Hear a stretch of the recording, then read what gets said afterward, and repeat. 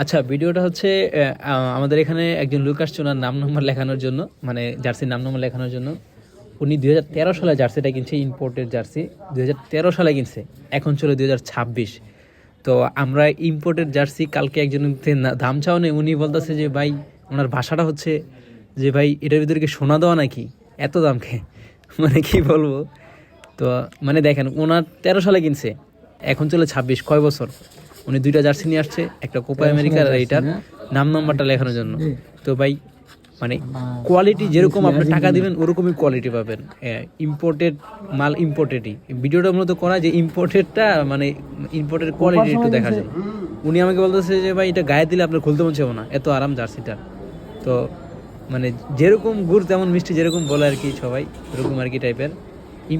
ইম্পোর্টেডই, দাম যেরকম মানটো এরকম। দামি মালের দামি সব।